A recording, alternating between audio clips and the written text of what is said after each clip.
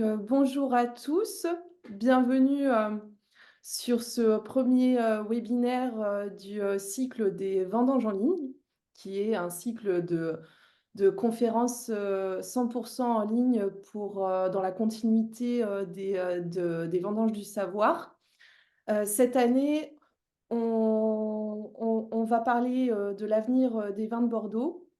C'est la thématique, on va dire qui chapeaute ces 3 conférences, celle qui a lieu aujourd'hui, sur une thématique d'histoire, semaine prochaine sur la viticulture et la semaine suivante, en géographie, toujours autour, de cette thématique. L'idée étant d'offrir un regard transdisciplinaire, sur, une même thématique.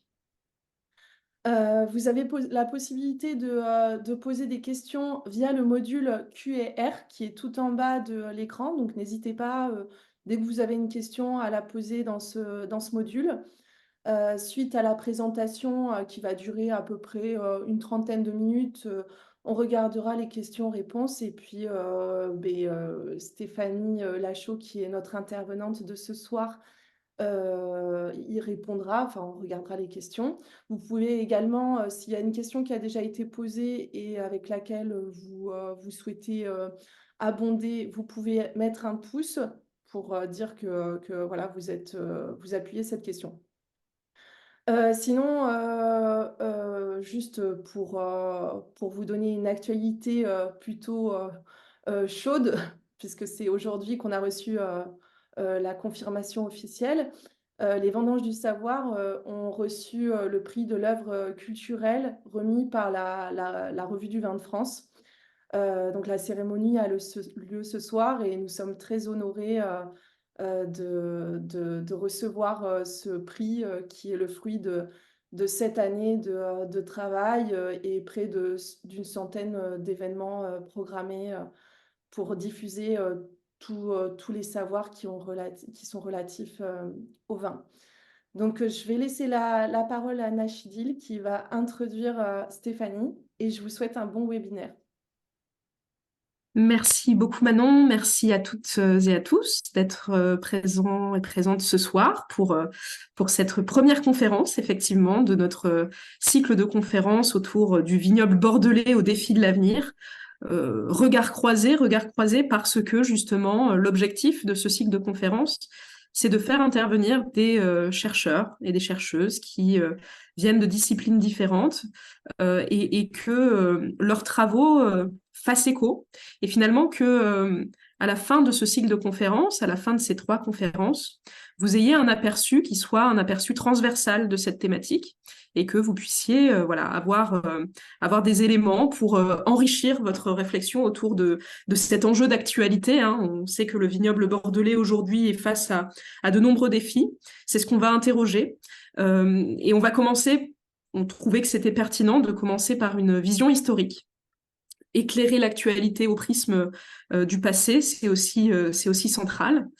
C'est pour ça qu'on a fait appel et que Stéphanie Lachaud a accepté d'intervenir ce soir. Donc, je la remercie très chaleureusement.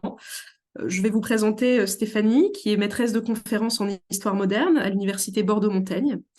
Elle a publié plusieurs ouvrages sur la propriété viticole, sur la ville et le vin, sur les réseaux de commercialisation du vin. Et puis, elle a participé ces dernières années à un projet de recherche qu'elle a animé dans la partie historique, la partie histoire, sur les liquoreux d'Aquitaine. Ce projet de recherche fait suite à son travail de doctorat qui se concentrait sur le vignoble de Sauternes au XVIIe et au XVIIIe siècle. Donc on a une historienne de l'époque moderne qui va effectivement dans son intervention également se focaliser sur cette époque. Ce projet de recherche dont je vous parlais, c'est un projet qui a été mené avec l'Université de Pau, l'Université Bordeaux-Montaigne et l'Université de Bordeaux. Et suite à ce projet, là tout récemment, un ouvrage est sorti sur les vins liquoreux d'Aquitaine et d'ailleurs. Il a été publié à l'automne, donc si c'est une thématique qui vous intéresse, je vous invite à aller regarder ça de plus près. Stéphanie Lachaud a également dirigé plusieurs ouvrages sur la question viticole, bien entendu autour du Bordelais, mais pas que, hein. Elle a également une approche et une perspective nationale. Et puis aujourd'hui, elle s'intéresse en particulier à l'histoire rurale et l'histoire environnementale. Et elle se focalise particulièrement sur la vigne, peut-être davantage que sur le vin en ce moment, et donc travaille sur la vigne et sur son environnement. Je vais donc lui laisser la parole pour pouvoir peut-être mettre en lumière la question de l'adaptation, la question, on a l'impression que le vignoble bordelais aujourd'hui doit répondre à des défis qu'il n'a jamais connus. Il me semble que Stéphanie va pouvoir peut-être nous montrer que déjà, il y a quelques siècles, il était de bon ton de développer des stratégies culturelles et des stratégies techniques pour limiter l'impact des aléas et des risques.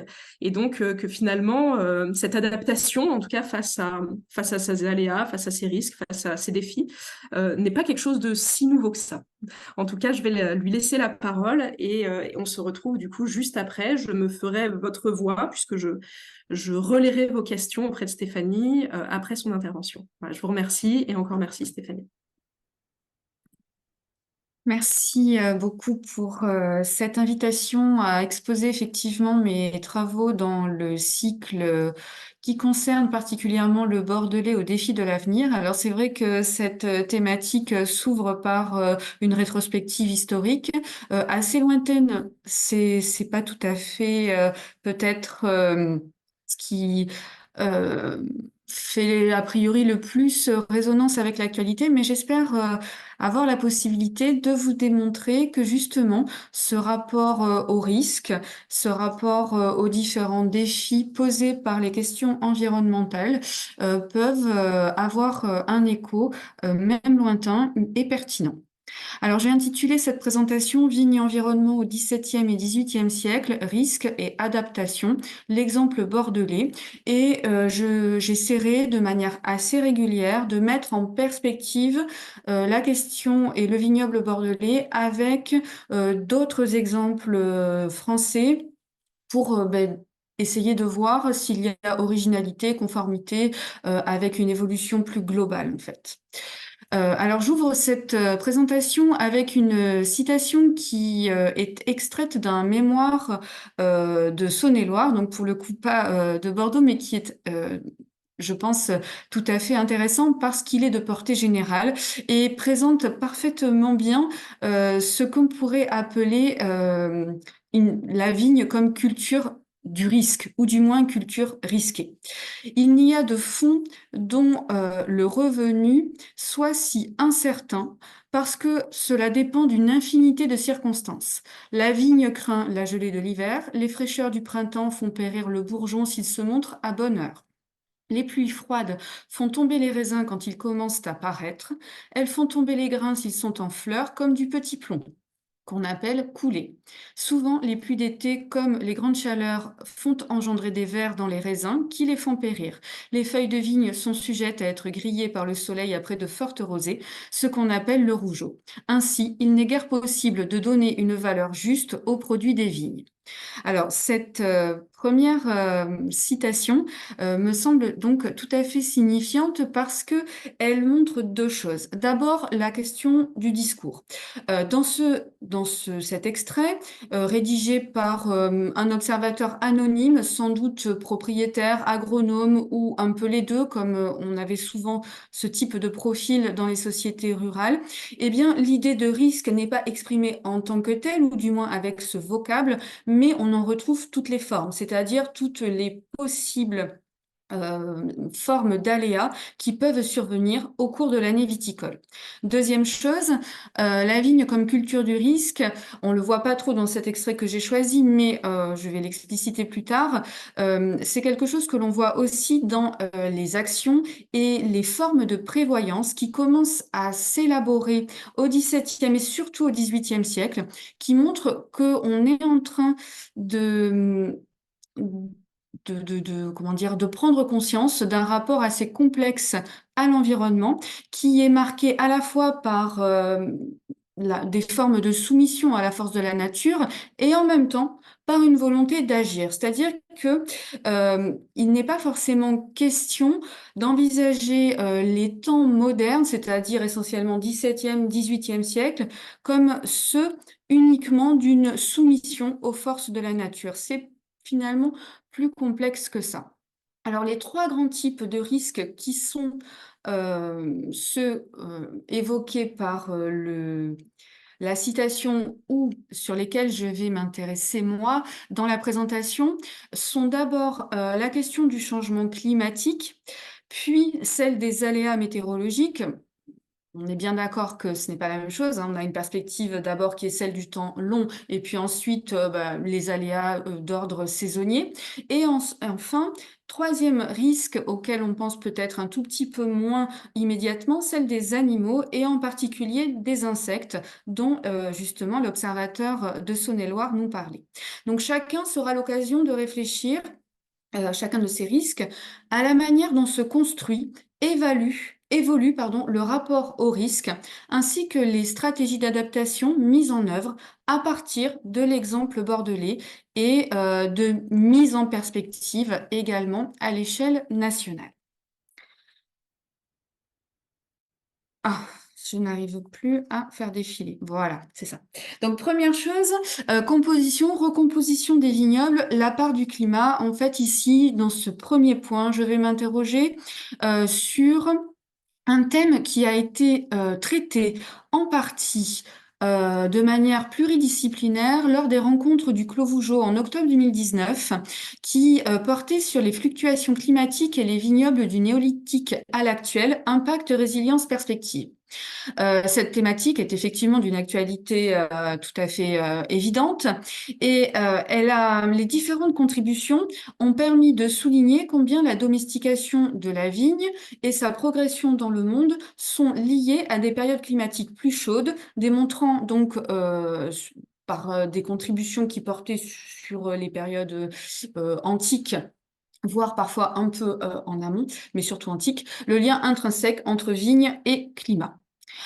Ça, c'était le premier point. Deuxième chose, avant l'époque industrielle, on sait très bien aussi que la variabilité du climat était naturelle et qu'il y a eu des épisodes plus ou moins chauds, plus ou moins froids, comme l'optimum médiéval ou bien le petit âge glaciaire. Alors, ce petit âge glaciaire est une expression que vous connaissez peut-être parce qu'elle elle a été portée sur le devant de la scène historique par le grand historien Emmanuel Leroy-Ladurie, mais elle est devenue finalement assez courante. Que désigne-t-elle? Elle désigne une période de refroidissement en Europe qui a commencé au début du XIVe siècle et s'est étalée jusqu'aux années 1860.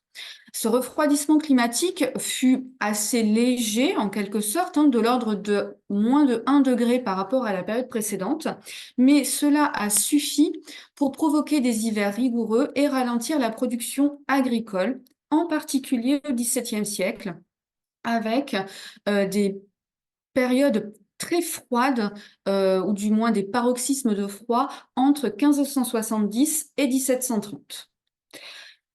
Donc la question, vu le point de départ d'avant, c'est-à-dire que le développement de la vigne était lié souvent à des périodes un peu plus chaudes, comment les vignes du Royaume de France ont-elles été touchées par ce paroxysme de froid et comment le vignoble s'est-il adapté? Première réponse, avec l'exemple bordelais, c'est que finalement cette même période 1570 1800 ou 1780, enfin ça dépend un peu, c'est pas extrêmement strict comme borne chronologique, est une période de croissance et de développement du vignoble bordelais. Ainsi d'ailleurs, qu'une période de développement de zones de spécialisation viticole qualitative. C'est-à-dire qu'on pourrait penser là qu'on est face à une situation globale moins favorable au développement de la vigne, mais en réalité ici, dans la région bordelaise, cette période fut plutôt celle d'une amélioration qualitative en même temps que d'une extension des surfaces en vigne. Alors, comment comprendre cela? Alors même que pour le coup, dans le nord du royaume, on assiste à un déclin beaucoup plus général de l'ensemble des espaces viticoles. D'ailleurs, Emmanuel Leroy-Ladurie, dans son enquête sur le climat, a aussi travaillé sur la vigne et souligne que les vignes, sur leur limite septentrionale d'implantation, se révèlent de toute évidence très sensibles à une météo globalement plus froide, plus humide, aussi lors du printemps et de l'été, voire au début de l'automne. Donc, cette démonstration de l'impact du froid sur la production viticole a aussi été faite par d'autres historiens dans des espaces européens plus au nord, comme la Basse-Autriche, la Hongrie, le Württemberg et le pays zurichois, étudiés par Erich Landsteiner, qui a montré que dans chacun de ces espaces, le petit âge glaciaire était synonyme de déficit de la production viticole et parallèlement de l'essor considérable de la production de bière dans des manufactures. Donc, cet abandon progressif des vignes dans plusieurs espaces, comme donc ceux qui se situent plutôt au nord du royaume, est dû généralement à 3 facteurs complémentaires. Le premier, l'amélioration des moyens de transport. C'est finalement quelque chose d'essentiel parce que jusqu'alors, on produisait souvent pour approvisionner un marché urbain de proximité, parce que le transport du vin était coûteux et assez difficile. Donc l'amélioration des moyens de transport par voie maritime et fluviale essentiellement fait que l'on n'a plus l'avantage comparatif toujours à produire à proximité du marché de consommation. Deuxième chose, deuxième explication, progrès de consommations alternatives. Pour les espaces autrichiens, par exemple, on a la bière. Pour le nord de la France, on va avoir, notamment en Normandie, dans le Haut-Maine, le cidre. Et ensuite, troisième explication, l'explication climatique, eh bien, une piètre qualité des vins et des vendanges qui étaient très régulièrement ou trop régulièrement compromises en quantité comme en qualité. Donc, le déclin d'un vignoble est plurifactoriel. Son succès, par conséquent, l'est tout autant. Et si le climat joue un rôle, il est intéressant de se demander ce que la documentation historique nous montre du rôle qu'il a pu jouer en Bordelais. En fait, la plupart des espaces des espaces en vigne en Bordelais ont résisté, même si ils ont connu des inflexions importantes au cours des périodes les plus froides, en particulier en 1709, qui fut un des mois les plus froids du petit âge glaciaire, notamment le mois de janvier, où les températures furent quasi constamment inférieures à -10. Eh bien, cet épisode de 1709, les historiens, notamment Henri Enjalbert, qui a beaucoup travaillé sur les eaux-de-vie de Cognac, a montré qu'il a participé au succès du vignoble de Cognac, des eaux-de-vie de Cognac.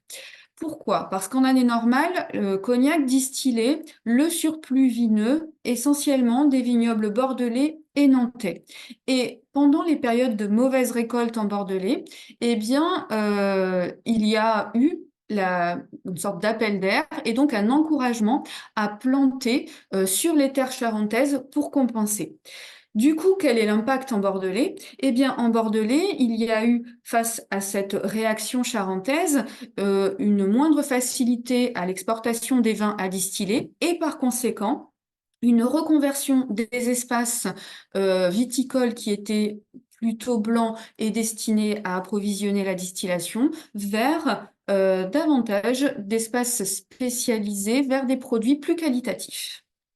Donc finalement, les explications que l'on peut donner sont toujours très complexes et marquées, comme j'ai essayé de le dire précédemment, par un ensemble de facteurs qui sont bien sûr d'ordre naturel, environnementaux, mais aussi adossés à un certain nombre de réseaux de commerce et d'enjeux économiques évidents. On peut trouver aussi un autre type d'exemple, c'est celui du vignoble de Sauternes qui, comme l'a dit Nachidil, je le connais un peu pour avoir fait ma thèse sur cet espace. Le vignoble de Sauternes connaît lui aussi le même type, en quelque sorte, de réaction face au petit âge glaciaire. C'est-à-dire que les grands accidents des années 1692-94, où il y a eu aussi de fortes gelées et des printemps très humides et gélifs et des étés pourris. Je dis pourris parce que c'est ainsi que parlent les historiens du climat, pardon, hein, ce n'est pas une familiarité. Et les grands hivers comme 1709, eh bien, n'ont pas altéré les superficies viticoles en termes quantitatifs, mais par contre ont accéléré la recomposition qualitative du vignoble. C'est-à-dire que cela s'est appuyé sur, on va dire, deux niveaux. Le premier, celui des replantations, évidemment, où là, on voit notamment cela dans les contrats notariés que sont les baux, où il est expressément demandé de planter en bons cépages blancs. Et à plusieurs reprises, il est également question de bons cépages blancs qui pourra donner un vin doux ou un vin bien sucré, ce type-là de mention. Deuxième chose, ces grands hivers sont aussi pour les paysans les plus modestes et les petits vignerons l'occasion, enfin, ou du moins, c'est pas l'occasion dans un sens favorable, plutôt négatif, euh, de vendre une partie de leur terre, tout simplement pour vivre. Et les acquéreurs sont ceux qui ont un capital économique et qui ne souffrent pas trop des problèmes liés aux grandes gelées et aux disettes qui les accompagnent, à savoir les grands propriétaires. Par conséquent, ces grands propriétaires s'inscrivent aussi dans ce phénomène d'accélération qualitative du vignoble. Donc finalement, on voit que le climat a bien sûr joué un rôle dans le potentiel et dans le développement du potentiel productif de certains espaces viticoles. Alors il y a des contre-exemples. Et en cela, du coup, le Bordelais est un cas original. Ce n'est pas le seul à avoir une orientation qualitative. On a parlé de Cognac un peu plus haut, même si la qualité est plutôt dans la valorisation du produit que dans la production initiale, du moins 17e, 18e siècle. Mais les contre-exemples que l'on peut souligner sont par exemple ceux du bassin parisien et du lyonnais, qui, eux, à la replantation après les grands hivers et les grandes gelées, voient l'introduction massive du cépage gamay, qui est un cépage très productif, de manière à compenser justement l'aléa représenté par la mauvaise récolte par ces grandes quantités que le gamay permet de produire. Donc en cela, on a aussi du côté bordelais une certaine originalité dans l'adaptation qui a été menée. Cet dernier exemple du gamay par rapport à l'adaptation aux mauvaises récoltes me permet de poursuivre sur un second temps, c'est le temps court de l'aléa, c'est-à-dire la vigne soumise à la météo. Là, c'est quelque chose dont les contemporains ont conscience. Contrairement à la question de l'évolution climatique, qui est une rétrospective que nous, historiens, portons sur une évolution sur le temps long. La météo, en revanche, évidemment, fait l'objet de très nombreuses observations dans les livres de raison, les journaux, les chroniques, les registres paroissiaux également. Les contemporains étaient très attentifs car la vie dépendait globalement quand même de la récolte et donc des aléas météorologiques. Parmi ces sources, on peut citer par exemple le mémorial de l'abbate de Savignac, qui est un parlementaire bordelais de la fin du règne de Louis XIV et qui consigne beaucoup de choses dans son mémorial, dans son journal, mais très régulièrement le temps qu'il fait pour essayer de comprendre l'impact entre la météo, bien sûr, et puis le produit qu'il retire de ses terres et particulièrement de ses vignes. Et globalement, ce qui est assez intéressant, c'est de remarquer que les hivers froids, même très froids, ont un impact modéré sur le produit de la vigne. En 1709, par exemple, puisque je vous ai parlé de ce fameux grand hiver, il note très bien qu'il y a eu un début d'année, les premiers jours de janvier doux, et ensuite un refroidissement brutal survenu dans la nuit du 5 au 6, qui dura 3 semaines. Et le 27, Voilà ce qu'il mentionne. Le valet de Codéran, puisqu'il y avait une partie de la propriété qui était dans l'entre-deux-mers, une autre à Codéran, nommé Lafont et de Sobriquet-Poulet, nous est venu dire qu'il faudrait couper presque toutes les vignes à un demi-pied de terre et qu'il faudrait ramasser tout le chalat qui est en faisceau. Le chalat, c'est l'échalas, les piquets, et le porter dans la grange, et qu'il était nécessaire de faire à deux façons la dite vigne, seulement pour conserver la racine. Il nous a dit de plus que la feuille de pin sauvage, chose qui n'est jamais arrivée, avait été entièrement gelée, que tous les arbres fruitiers sont généralement gelés. Donc ces hivers froids, bien sûr, ont un impact majeur sur la plante, mais pour les épisodes moins extrêmes que celui de 1709 ou celui de 1789, mais quand même très froid, j'ai noté ici toute une liste d'hivers considérés comme très froids, eh bien l'impact reste assez limité. En revanche, les saisons les plus dangereuses, mais comme aujourd'hui me semble-t-il, ce sont plutôt le printemps et l'été. Et là, le mémorial de l'abbaye de Savignac est également très riche de mentions. 6 avril 1709, par exemple, il évoque un orage de grêle très fort à Saint-Estèphe. Il y avait 2 pieds de grêle, ça voulait dire en épaisseur. En sorte qu'une partie du Médoc et la susdite paroisse de Saint-Estèphe, celles d'Ambarès et d'Ambès, sont entièrement ruinées, et pour le blé et pour le foin, de même que si le feu y avait passé. La grêle n'a rien laissé au sieur de Ségur, conseiller au Parlement, dans sa maison de Calon, en Médoc. On espère que la gelée nous aura un peu épargné à Savignac pour les vignes. Donc finalement, les impacts les plus forts d'un point de vue météorologique sont les accidents qui surviennent évidemment pendant la période où le raisin est en train de se former, ou bien avant la vendange. Alors, je me suis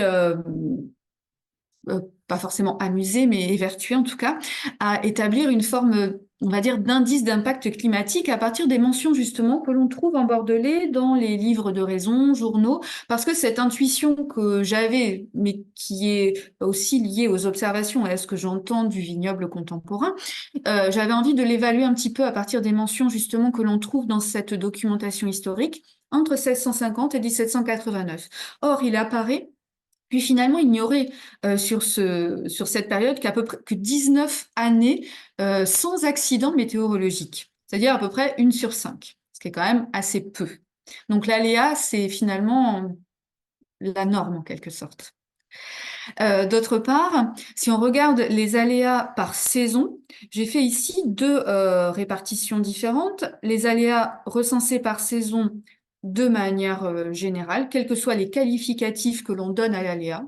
Donc ça peut être grêle, etc. Et qu'est-ce qu'on voit? Eh bien évidemment que printemps-été représente quasiment 70% des périodes considérées comme difficiles. En revanche, ce qui est assez intéressant, je crois, et qui va souligner cela, c'est quand les accidents climatiques sont considérés comme majeurs. Et là, les observateurs vont mettre tout un tas d'adjectifs différents. Ça va être très fort, ou même l'extrait qu'on a lu avant, où on mesure la grêle, on dit que tout est ruiné. Bon, eh bien là, l'été et le printemps représentent 94% des problématiques les plus souvent soulignées. Donc là, évidemment, j'ai fait après un dernier petit graphique qui va dans le sens et qui confirme ce que nous venons d'évoquer. Printemps, été étant les saisons les plus risquées, on peut évidemment pas ici considérer qu'il y a des formes d'adaptation. Autant pour la partie 1 sur l'évolution, on va dire sur le temps long, il y a bien sûr des formes d'adaptation, autant là, pour la question de l'aléa météorologique, on voit qu'il est trop fréquent pour qu'il y ait de réelles stratégies d'adaptation, si ce n'est peut-être après dans le travail autour de la vigne. C'est-à-dire que, je ne l'ai pas mis dans le diaporama là, mais on a régulièrement dans les journaux une adaptation qui va être simplement revoir les façons à donner à la vigne, une taille différente, plus de temps à y passer, faire davantage de boutures pour voilà, combler les trous dans la vigne, mais on va dire que cette adaptation-là ne repose que sur un assidu travail quotidien ou quasiment quotidien dans les parcelles.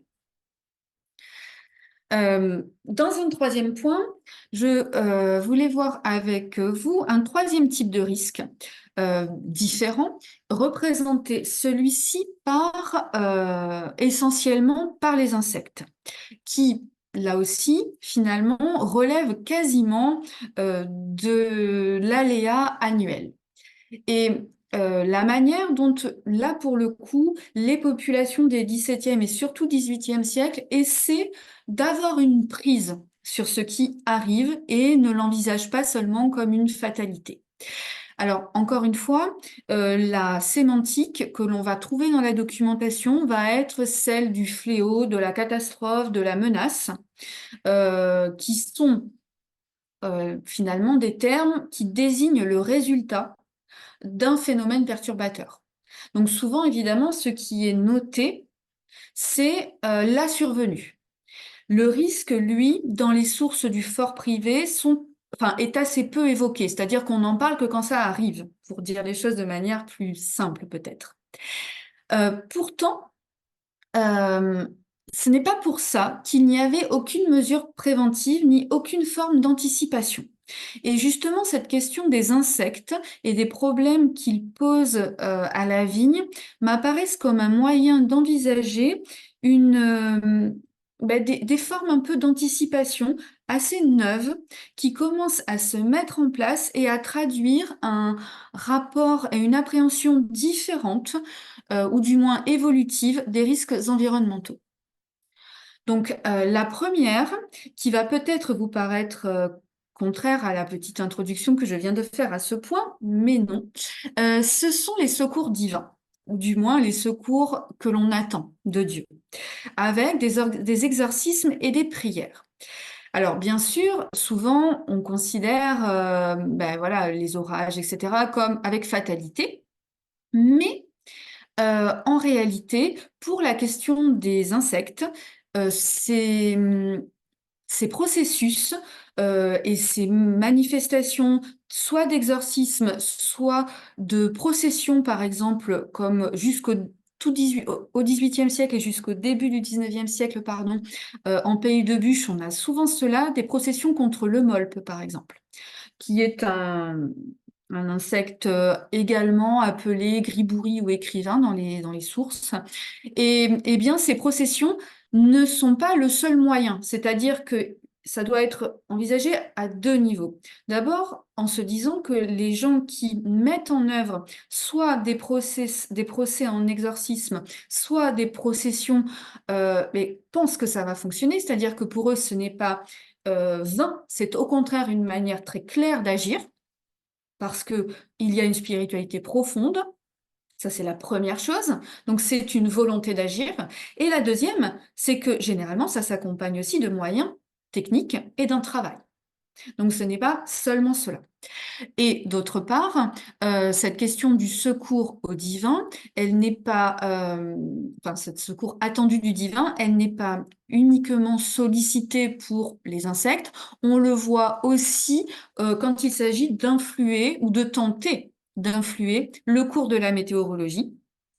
Par exemple, en 1781, le curé Bognol de la paroisse Sainte-Anne-du-Puy dans le diocèse de Bazas écrit dans les registres paroissiaux: tout le mois de mai a été suivi de pluies, d'orages et de grêles qui ont affligé successivement tous les environs de ce pays, au couchant, au nord et au levant, ravageant les blés, les vignes et les prés, jusqu'à tout emporter dans certains endroits. Il a été fait partout des neuvaines et prières publiques. Selon l'usage, nous n'avons chanté qu'une fois les litanies des saints en procession sur la place au-devant de cette église. Donc ici, on voit qu'il y a cette volonté d'essayer d'agir et finalement, c'est à titre collectif que cette action est menée. Et ça, c'est pas du tout inintéressant. On le retrouvera un peu plus tard dans d'autres formes d'action plus laïques en quelque sorte. Et il y avait d'ailleurs à ce titre une pression quand même du groupe pour participer à ces différentes manifestations et qui était motivée bien sûr par les enjeux économiques majeurs liés aux récoltes. L'excommunication des animaux, quant à elle, est quelque chose qui peut effectivement, pour nous en 2024, prêter un peu à sourire, mais c'est quelque chose d'assez courant, même si même si à partir du Concile de Trente, c'est-à-dire à partir du XVIIe siècle, mais surtout au XVIIIe siècle, les demandes sont de moins en moins bien acceptées par le clergé qui considère qu'on est finalement dans des formes assez proches d'un paganisme rural. Quoi qu'il en soit, ça veut dire quoi? Ça veut dire qu'il y a quand même la volonté d'avoir une action et sur ces éléments naturels considérés comme perturbateurs. Et d'autre part, cela s'accompagnait, comme je l'ai dit précédemment, d'efforts considérables pour lutter contre les différentes formes de fléaux. Ces efforts témoignent de processus d'apprentissage qui rendaient les communautés paysannes ou les vignerons à titre individuel mieux capables de gérer les menaces à venir. Le premier processus d'apprentissage, et c'est là où la question des insectes me semble assez intéressante à observer, c'est d'abord identifier. Identifier avant ensuite d'ordonner des moyens d'action, voire de réprimer quand les moyens d'action n'étaient pas mis en œuvre. C'est là finalement le triptyque d'adaptation et de lutte contre ces animaux considérés comme nuisibles. Alors, la première chose, c'est l'identification. Parce qu'effectivement, quand on regarde les sources comme les journaux privés ou bien les procès en exorcisme ou en excommunication, on a quasiment tout le temps, et c'est l'historien Éric Baraté qui le montre très bien, le mot insecte, mais très peu de précision sur cela. Et la seconde moitié du XVIIIe siècle est marquée, comme vous le savez, par une volonté de savoir encyclopédique. On a beaucoup d'encyclopédies qui sont publiées sur des thèmes qui peuvent être variés, encyclopédies et dictionnaires. Et du coup, il y a aussi une volonté d'identifier ces insectes pour en comprendre le mode de reproduction, pour en comprendre aussi les liens avec la météorologie. Les chenilles, par exemple, qui s'attaquaient aux feuilles ou aux baies de raisin, étaient issues de différents types de papillons. Donc, on a toujours on a cette volonté croissante plutôt de comprendre d'où ça vient et comment ça fonctionne. Donc, parmi les insectes les plus ravageurs et les plus souvent cités, les différentes chenilles, les larves de hannetons et les hannetons, les urbecs, également appelés cigariers ou cigareurs, et les eumolpes dont j'ai parlé précédemment. Donc on a ici par exemple un manuel de cultivateur utile à tous les autres vignobles du royaume et pas seulement celui d'Orléans, qui explique ce qu'il sait en 1770 des hannetons. Les hannetons ne broutent pas moins la vigne que les arbres. Après avoir paru environ un mois, ils tombent à terre où ils font leurs œufs, qui éclosent quelques jours après et produisent de petits vers appelés turcs, qui s'enfoncent peu à peu en terre, y rongent les racines de la vigne jusqu'à ce qu'ils en sortent pour reprendre la figure de hanneton. Donc on a quelque chose qui nous paraît sans doute assez évident, mais qui constitue là la diffusion d'un savoir et aussi d'un cycle naturel des insectes, de reproduction, et qui ensuite permet de tenter d'agir. Les mesures de lutte contre les différents urbecs sont des mesures assez simples que l'on essayait de prendre. Il s'agissait là j'ai mis en photo, j'ai pris ça sur Internet, la feuille quand elle est roulée justement, d'où le nom que l'on donne à cet insecte de cigareur ou cigarier, parce que il se met à l'intérieur et ça sèche la feuille et elle a une forme un peu de cigare. Donc les mesures, c'était quoi? C'était aller dans les vignes et prendre toutes les feuilles abîmées à la main et les brûler ensuite. Donc c'était extrêmement fastidieux. Et par conséquent, ce côté très fastidieux du travail avait besoin, la plupart du temps, d'être adossé aussi à des obligations. Donc j'y reviendrai un tout petit peu après. Ces urbecs, justement, là, dans l'Encyclopédie méthodique d'agriculture de 1787, on en propose une description assez précise, même si on avait encore une fois quelque chose d'intéressant qui était souligné, c'est les différents termes que l'on donnait à ces animaux qui montrent que la connaissance restait encore empirique, on va dire, voire imparfaite. On les appelait Urbert, Curbet, Diablo, Bêche, Lisette, bon, voilà. Donc, pour s'en débarrasser, l'encyclopédie méthodique souligne ce que j'ai évoqué tout à l'heure, hein, faire la chasse aux insectes le matin, lorsqu'ils sont encore engourdis. Il faut aller les ramasser avec les feuilles que l'on enlève également. Donc là, il y a tout un protocole qui est proposé. Donc le matin, parce qu'ils sont encore engourdis, avec un grand entonnoir de fer blanc dont le goulot débouche sur un petit sac ou une chausse, monter sur un fil de fer et sous les ceps, d'y faire tomber les insectes au moyen d'un léger coup de bâton sur leurs tiges pour les écraser ensuite. Et après, il s'agit d'enlever, deuxième étape, 8 jours après, toutes les feuilles sèches contournées qui les recèlent pour les brûler ensuite. Donc on a finalement un protocole fastidieux, mais qui existe.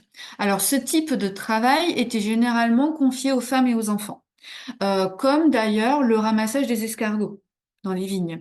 J'avais trouvé, quand j'avais travaillé sur Sauternes, le journal de Fillot, où on payait à peu près à intervalles réguliers des journées de femmes pour tirer les limations de la vigne, c'est-à-dire ramasser les escargots qui étaient friands au printemps des jeunes pousses.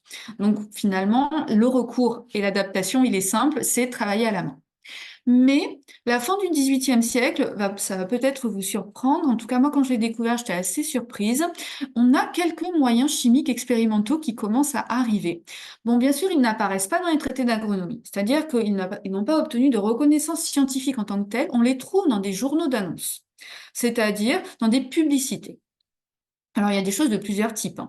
Par exemple, la Gazette du Commerce à Beaune proposait d'utiliser dans les vignes un goudron préparé par un certain monsieur de Sieuve de Marseille qui avait fait a priori succès pour protéger l'olivier de l'Eruca, qui ont dévoré le fruit, et il proposait justement de l'utiliser pour éloigner le gris-pourri, le molpe là dont je parlais tout à l'heure, et qui aurait aussi son effet contre les escargots. Donc, proposition. Ça n'a pas forcément trop fonctionné, mais tentative en tout cas. En 1774, là on est en Lorraine, l'affiche des Trois Évêchés, là, propose une sorte de recette à partir d'un réchaud de charbon bien allumé, de le placer sous les végétaux, les arbres ou les vignes infestés de chenilles, pour y jeter ensuite plusieurs pincées de soufre en poudre dont la vapeur mortelle les fait périr. Donc, ce sont des tentatives isolées, mais qui préparent une réflexion sur de nouveaux moyens de lutte contre ces animaux nuisibles. Alors, dernier point peut-être que je veux évoquer, je ne sais pas trop, ouais, il me reste 2 minutes, ces différents moyens, et particulièrement le ramassage des insectes, n'avaient de pertinence qu'à l'échelle d'un territoire, d'un terroir en tout cas. Et donc, ils étaient assortis d'obligations. On a dans le vignoble de Buche, par exemple, des arrêtés administratifs jusqu'en 1824 obligeant les habitants à chasser le molpe, sous peine d'amende. On a également en 1744 l'intendant de Paris qui oblige les habitants à faire écheniller leurs arbres et leurs vignes, ainsi que les haies sur lesquelles les chenilles pouvaient nicher. Donc, on a finalement ici un risque qui est connu. On a évidemment une forme de laïcisation de la prise en charge des fléaux et la construction aussi d'une forme de politique d'anticipation du risque. Parce que cette mesure de l'intendant de Paris, elle a le grand intérêt d'être préventive et plus seulement curative. Parce qu'on est au mois de mars, qu'il n'y a pas encore les chenilles qui ont éclos, mais on dit que comme l'année d'avant, on va anticiper pour éviter les dommages. Donc ici, finalement, je trouve que c'est assez intéressant parce que cela rend le rapport au risque, cela montre plutôt, pardon, que le rapport au risque se construit au cours de la période d'une manière assez signifiante à observer. Donc c'est ici ma conclusion. Je voulais simplement montrer que Bon, il faut pas faire de l'histoire le grand enseignant de l'actualité, c'est toujours un peu vain, mais en tout cas, il y a quand même des choses qui sont intéressantes à y puiser, en particulier que tous les risques ne peuvent être appréhendés de la même manière, car la survenue d'accidents météorologiques ne pouvait évidemment pas être anticipée ni maîtrisée, alors que d'autres périls relevaient davantage de pratiques et du travail humain. Donc, il est d'abord essentiel de définir, circonscrire les risques en fonction des époques, des moyens d'action et aussi évidemment des catégories sociales. Je n'ai pas évoqué cette question, mais il y a aussi évidemment un rapport très différent selon que l'on a plus ou moins de capital foncier et de capital économique. Donc, la vigne, dans son environnement, offre un moyen intéressant, me semble-t-il, d'approcher certaines formes de conceptualisation de l'incertitude et d'envisager aussi la manière dont les sociétés rurales ont essayé d'y répondre. Je vous remercie beaucoup. Merci beaucoup, Stéphanie Lachaud, pour cette intervention passionnante. On va du coup avoir un petit moment, on a, je pense, un petit quart d'heure, voilà, pour les questions. J'ai déjà noté certaines questions qui sont posées. Il y en a d'autres qui arrivent petit à petit, donc je vais vous les poser au fur et à mesure. Première question sur l'évolution. Vous avez parlé de l'évolution qualitative en Bordelais, notamment au début du XVIIIe siècle, alors qu'on a, vous parliez de l'année 1709, Annus Horribilis, qui pourtant a entraîné étonnamment, enfin, vous expliquez pourquoi, une hausse de la qualité dans le Bordelais. Est-ce qu'il y a aussi est-ce qu'il y a aussi une hausse de la quantité? Est-ce qu'il y a une évolution quantitative également au cours de l'époque moderne, du XVIIe et du XVIIIe siècle? Est-ce qu'il y a une expansion du vignoble bordelais à cette période également? Oui, tout à fait, parce que ces grands hivers n'ont pas interrompu le mouvement qui s'était amorcé essentiellement à partir des années 1650, 1680, et qui était celui d'une croissance des espaces viticoles pour deux raisons principalement. La première, c'est l'augmentation de la consommation de vin dans le pays et en ville en particulier. Et la deuxième, évidemment, c'est l'approvisionnement de marchés extérieurs. Marchés extérieurs qui peuvent être européens ou après, au XVIIIe siècle, avec le développement du commerce colonial, les colonies aussi, qui constituent un débouché important et donc qui participent à doper cette croissance viticole.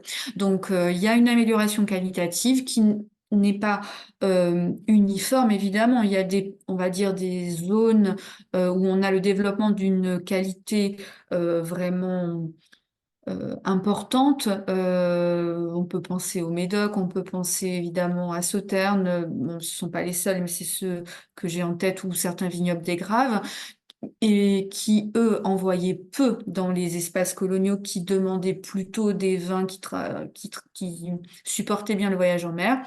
Et après, on a l'entre-deux-mers qui, par exemple, les zones de palus, c'est-à-dire les zones qui étaient régulièrement inondables, euh, qui elles, pardon, produisaient plutôt quantitativement et envoyaient vers ces marchés très demandeurs. D'accord. Et assez lié finalement à la question précédente d'une certaine manière, il y a donc une évolution, vous disiez, bon, quantitative, qualitative. On voit également des évolutions, vous parliez d'autres vignobles, notamment le Lyonnais ou le bassin parisien, qui sont des évolutions quantitatives pour le coup, mais également liées à l'encépagement, puisque vous évoquiez le gamay, notamment dans le Lyonnais. Est-ce que on peut voir également dans le Bordelais une évolution de l'encépagement à cette époque face à cette pression climatique? Alors, la question de l'encépagement, on a des éléments de réponse, mais on n'a pas forcément tout à fait la même documentation que dans d'autres vignobles. Et alors, il y a des enquêtes qui sont menées particulièrement dans la seconde moitié du XVIIIe siècle par les administrateurs pour faire des recensements des différents cépages, mais on n'a pas forcément de point de comparaison avec avant. Euh, d'un point de vue pré-ampélographique, on va dire, pour dire s'il y a une évolution aussi nette. On manque un peu soit de sources, ou alors du moins elles n'ont pas été toutes trouvées pour répondre à cette question avec, on va dire, des noms de cépages. Toutefois, ça semble assez, assez clair et assez logique quand on regarde l'autre bout de la chaîne, c'est-à-dire l'évolution du vin produit. Si on regarde par exemple le Médoc, les vins rouges dont on recherchait une couleur bien marquée, eh bien, sont sans doute le fait d'une évolution qualitative et donc du type de cépage planté, ou bien pour le vignoble de Sauternes que je connais, on a dans les documents notariés, vraiment comme je le disais avant, cette mention de planter en bon plan blanc, par exemple. Donc, il n'y a pas marqué le nom, évidemment, mais on est entre deux contractants qui savent ce que l'un et l'autre ont à faire. Donc nous, bien sûr, on est un peu frustrés en lisant parce qu'on aimerait avoir peut-être un nom, mais au fond, on voit qu'il y a quelque chose aussi de cet ordre qui se déroule. D'accord. Une autre question donc là qui est plutôt liée certainement à la troisième partie de votre présentation, notamment les insectes, les ravageurs. Est-ce qu'on a des écrits sur l'utilisation des luttes par des prédateurs, comme par exemple les oiseaux, ou je sais pas, les chauves-souris, ou autres à cette époque? Donc finalement, est-ce qu'on a des preuves comme quoi ce qu'on appelle aujourd'hui le biocontrôle était déjà utilisé à l'époque moderne? Est-ce que on a des sources qui parlent de ça? Alors oui, la question des prédateurs, là j'ai parlé que des insectes, mais en fait les oiseaux sont aussi considérés comme problématiques, ou bien ce qu'on appelle aussi les bêtes fauves. Alors les bêtes fauves, ce sont pas des lions ou des tigres, ce sont les animaux sauvages comme les lapins, les lièvres ou les chevreuils par exemple. Et là, ça pose des différents problèmes surtout parce que c'était doublé d'un rapport paysan-seigneur. Je m'explique. Des oiseaux qui étaient généralement incriminés, qui faisaient l'objet de protestations, c'était les pigeons du seigneur. Parce que quelque part, ils étaient nourris sur le dos du paysan en venant régulièrement picorer des graines. De la même manière, les garennes seigneuriales étaient incriminées parce que les lapins ou les lièvres ou ensuite pouvaient aussi venir faire des dégâts importants dans les vignes. Ou à l'inverse, on a des paysans, notamment on voit ça dans les cahiers de doléances, qui demandent le droit de chasser, par exemple les lapins ou les chevreuils, pour protéger aussi leurs vignes. Donc ces animaux-là sont régulièrement incriminés, mais ça dépend de quel côté on se place. Si on se place du côté paysan, ils sont incriminés régulièrement, mais parce que ça se double d'une inégalité de droits et de devoirs, c'est-à-dire la pression seigneuriale et l'interdiction, par exemple, de chasser. En revanche, du côté des seigneurs, ou des grands propriétaires, moi, je n'ai jamais vu de mention comme quoi les pigeons ou les lapins avaient fait des dégâts considérables à la vigne. C'est pas une mention que l'on va trouver dans les livres de raison ou dans les journaux. Donc, en Et, fait, ça se Ouais, et double d'autres enjeux. est-ce qu'à l'inverse, du coup, est-ce qu'il pouvait arriver qu'on utilise, au contraire, des animaux pour lutter contre les ravageurs? Ah, pour Aujourd'hui, lutter par contre exemple, on a la chauve-souris contre le Ah oui, grenouille, oui. tout ça. Ah, Est-ce que ça existait déjà? Alors peut-être que j'avais mal compris ta question au départ, et c'était Non, c'est peut-être pas ça grave. l'objet. Excuse-moi.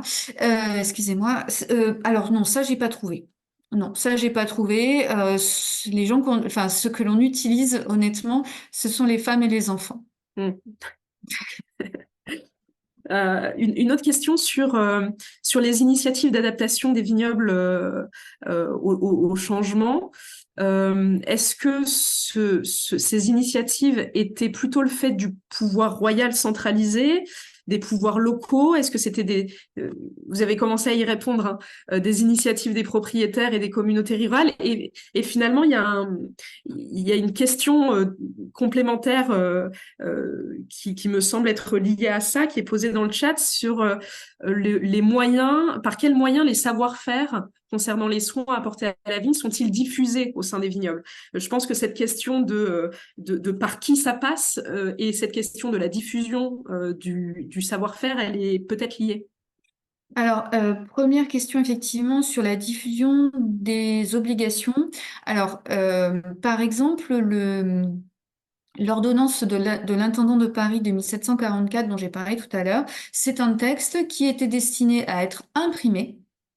Alors, ça a été imprimé, je crois, de mémoire, à peu près à 300 exemplaires, mais je suis plus tout à fait sûre.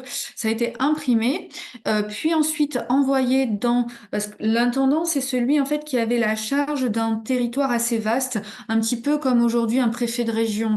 C'est une comparaison qui est pas très pertinente d'un point de vue historique, mais c'est pour vous donner une idée un peu du territoire à gérer, soit type préfet de région en fonction des espaces.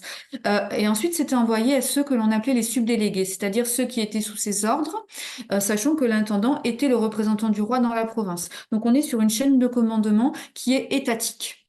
D'accord? Le subdélégué, ensuite, envoyait cette information ou bien sous forme imprimée ou bien sous forme de lettres aux communautés de paroisse, c'est-à-dire que chaque paroisse était représentée par une commune, par un syndic avec des gens qui pouvaient être les interlocuteurs du subdélégué. Donc on a une chaîne comme ça de commandement descendante et ensuite pour obliger les gens à mettre en œuvre. Il y avait bien sûr des mesures et des amendes, mais il y avait surtout l'obligation faite aux membres de la communauté de faire respecter cela. C'est-à-dire qu'en fait, on mettait en place une sorte de police à l'échelle locale, qui est une pression sur la communauté pour qu'elle se contrôle elle-même et mette en œuvre cela. Bon, évidemment, les moyens de contrôle sont relativement limités, mais à l'échelle justement de la paroisse, vu qu'on a ce mode de fonctionnement-là, c'était quand même assez opérant. Deuxième question, sur la circulation des savoirs, elle emprunte pour le coup, je pense, des circuits qui peuvent être un peu différents, c'est-à-dire plutôt de l'ordre du réseau interpersonnel ou du réseau on va dire professionnel, quelque chose comme ça. La circulation des savoirs n'est pas forcément évidente à mesurer ou à établir. On sait par exemple que certains cercles comme les sociétés d'agriculture pouvaient être très à même de diffuser des informations, des méthodes, des savoir-faire, mais on sait également, moi je l'ai étudié justement pour le quart sud-ouest, que les plus grands propriétaires n'en faisaient généralement pas partie. Donc voilà. Donc ça c'est les réseaux institués, faciles à voir, mais en fait il y a une partie des gens qui n'y appartiennent pas parce que ils sont hors de cela, ils sont plutôt dans des réseaux interpersonnels. Ensuite, comment est-ce que ça peut descendre? Ça peut descendre d'un point de vue social, bien sûr, par la transmission orale, c'est tout à fait évident.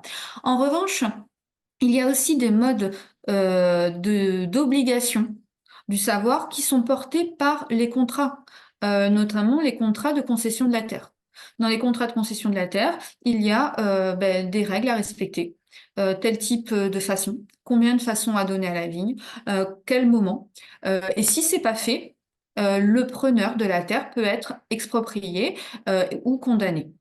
Donc il y a aussi ce moyen-là de diffuser par l'obligation légale, voilà, par l'obligation contractuelle, on va dire, plutôt que légale, pardon. On a encore plein de questions, mais le temps file et on arrive à la fin de notre conférence. Peut-être une dernière avant de nous quitter. Est-ce qu'à l'époque moderne, on a vu là dans cette intervention notamment la lutte contre les ravageurs, est-ce qu'il y a également des actions qui sont mises en place pour protéger les vignes des éventuelles gelées tardives?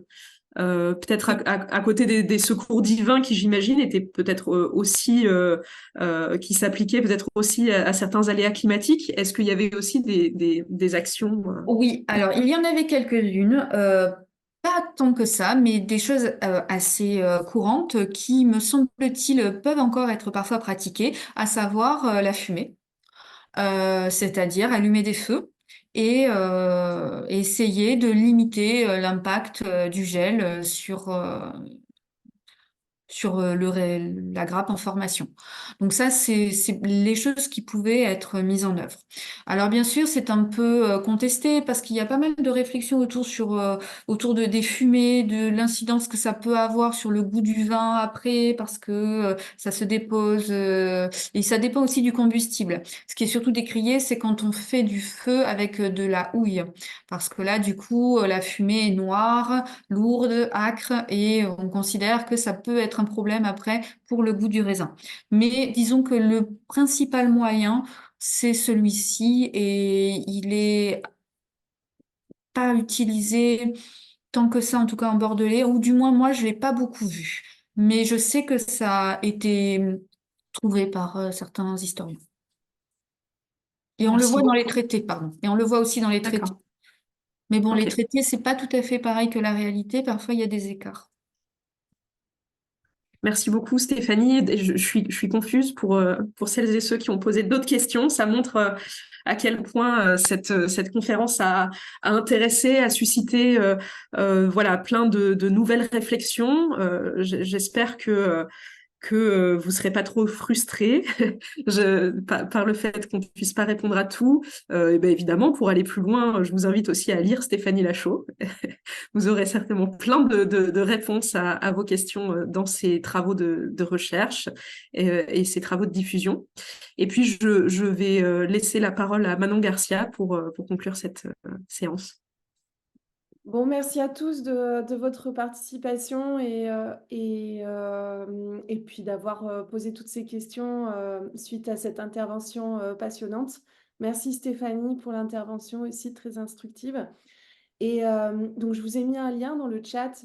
La semaine prochaine, on se donne rendez-vous même jour, même heure pour la partie viticulture de cette thématique avec Sébastien Zito, qui est chercheur à l'INRAE et qui parlera des défis de la viticulture au XXe siècle. Donc, on vous donne rendez-vous. On espère que vous serez là. Et sinon, si vous voulez revoir cette vidéo, le replay sera disponible. On vous invite aussi à suivre la page Facebook des Vendanges du Savoir pour voilà, ne pas manquer nos actualités. Et merci encore de votre participation. À bientôt. Oui. Au revoir. Au Au revoir. revoir.